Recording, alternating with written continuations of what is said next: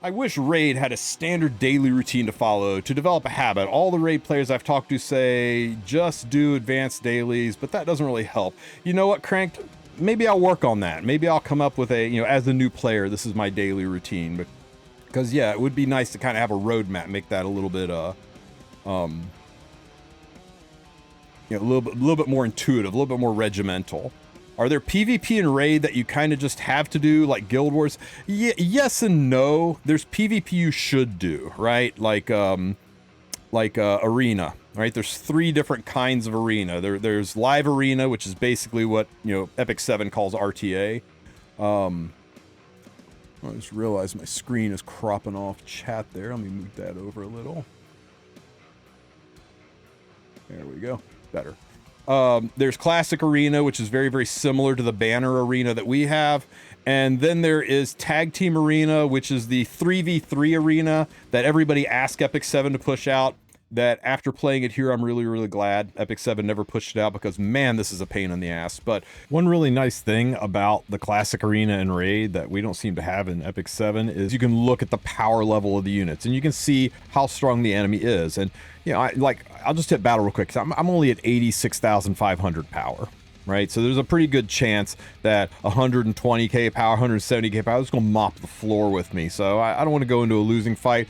I'm just going to refresh the list and look for easier meat. 93k, 108. Oh, look at this, just a single one on here. So you can keep refreshing till you find easy meat, beat it down, and be able to get your scores up quicker. It's kind of important to do regular arena because you get these Magisteals, which allow you to craft in the forge, right?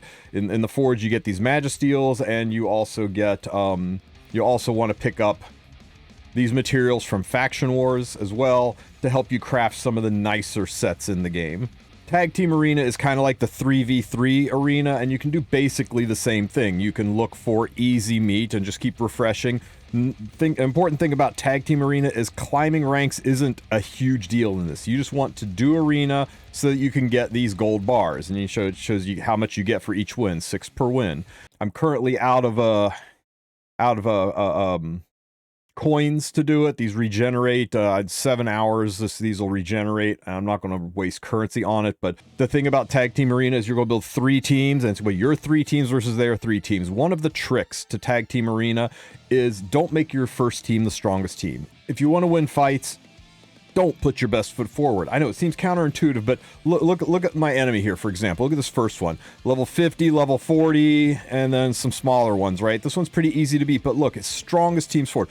Human nature is to put your strongest defense first. So play into that. You need to win 2 rounds to win the whole thing. So put your weakest team against this one. Just take the L. Take the knee. Let this team kill you. Then put your strongest team on team 2. So you just mow down this legendary level 50 with your strongest team, and then your second strongest team on team 3, because that is traditionally the weakest enemy team, right? This is where he's going to be the easiest to kill. So that's generally the way I've been playing, is just winning turns 2 and turn 3 and letting turn 1 be an L, or just mugging these single fights, right?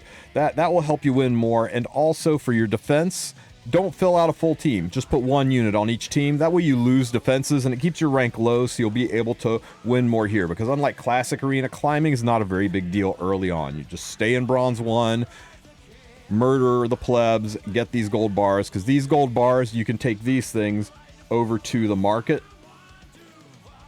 and in the market there is a bazaar where you can spend these gold bars, and it's loaded with really good things, right? Fragments to fuse into a legendary champion, skill books, which are basically Molagora, stamina, silver, summoning shards, a lot of things here that are worth getting. So you do want to do Tag Team Arena just to get this stuff, but you don't have to.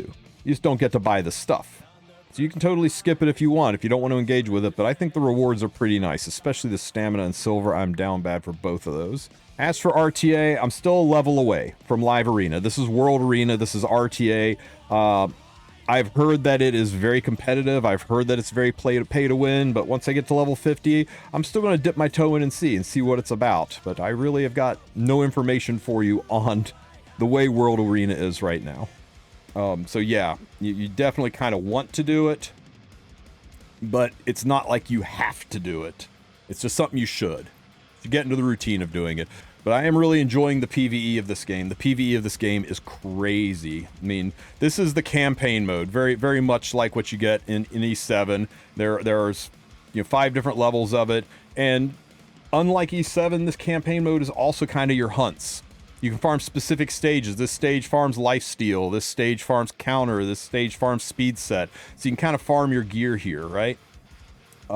There's no guild war. Yeah, you know what? There's this thing called Siege, which is kind of like guild war. Look familiar? And they are recently released an update to this. They also do clan versus clan. Happens twice a month. Ours is over, but there's one that's for clan rewards and one that's for personal rewards, and it's kind of different. It's not really attacking each other, that's Siege. It's more like you're doing things, right? You're showing how active you are. You're leveling units. You're beating dungeons. You're climbing higher. And then the guild who does the game better wins the war and gets all these rewards. So the guild war is actually kind of nice. It's just who's being active and who's having more fun and being more aggressive in the game. There's also World Boss. Remember World Boss in E7? Yeah, except World Boss here is actually challenging with multiple different stages, and you got to figure out how to beat, what teams to use to beat the World Boss, and you get Giga rewards, and there's 3 different kinds that are open at open every so many days with currency to get into them. So it's actually what World Boss should have been in E7 but wasn't. So that's kind of nice. This is basically Abyss, right?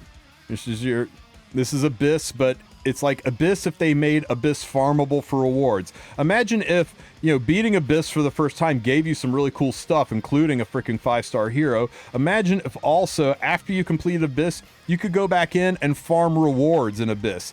These little potions here are kind of like what you get from Spirit Altar. This is gold. This is stamina. You can farm stamina here. Imagine it, and it doesn't cost stamina to do it, so you can actually use your keys to farm stamina. Imagine if our Abyss actually was repeatable, grindable content. That would be pretty cool. Yeah, I think the next CVC is group rewards. The last CVC was personal rewards, I think. I've only been playing for 3 weeks, so cut me a little slack if I'm wrong on that. I have not unlocked Cursed City yet. I don't even know what it is, but it looks metal as fuck, so I'm kind of looking forward to it. And then, of course, dungeons. You got your Spirit Altars here. You got kind of like your hunts. The Ice Golem hunt, ironically, with the worst sets in the game. Sound familiar? Fire Knight, Dragon's Lair with some of the best pieces in the game, including speed set. Familiar? But then they have other things to do, right? There's farms specifically for accessories, farms specifically for gold, farms specifically for masteries, and masteries are like specialty changes. Imagine if every unit in the game had specialty change trees, but they were all the same tree, and you could only pick specific paths on it, right? I love that aspect. I love that I can take my main hero and build a tree that is different each time. I could go with an all defensive support one. I could go with an all offensive one.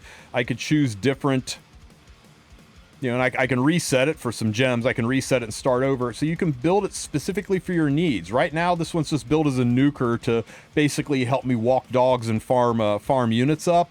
But I could change him to just a defensive poison spamming unit. It doesn't really do damage. He's just there for defense. So it's kind of cool that you have these trees so you can custom tailor your units based on where you are in the game and what you're trying to achieve with the units. And I'm currently grinding the resources to finish building my Alice as well. So that's pretty damn cool. Really want to love Raid. I don't just don't vibe with the art style. Yeah, it's a very, very different art style. I like that there are no high school kids in it. I like some of the monsters, how edgy and brutal some of them were. That vibes with me big time, but it's not your waifu collector, right? You pull the units because they're badass and amazing and because they're kits and what they can do for you in the game, not because you're going to make that unit the lock screen image, right? It's not going to be, well, I don't know, right? The Faction Wars one, she's a little bit all right. got a nice butt. But yeah, it's very different art style. Oh, and Faction Wars, that's a whole ass thing too. I don't think we have anything like Faction Wars, right? It's where imagine you have, it's kind of like Abyss, but you can only use it with specific units, right? You can only use it with Suin or Dark Elves or humans or Wickeds or whatever. It was specific types of units. You could only use it with Acolytes or with Heirs, and that lets you that makes you not only have to build teams that are based on the skills that you need, but also skills that exist within a certain subclass. So that has a lot of diversity and complexity, and only 2 of them open at a time, and they keep rotating with really good rewards as you progress through it. So yeah, I really am enjoying Faction Wars, and they just announced that they're adding a hard mode to Faction Wars too. So it's like content for months, if not years, built into that.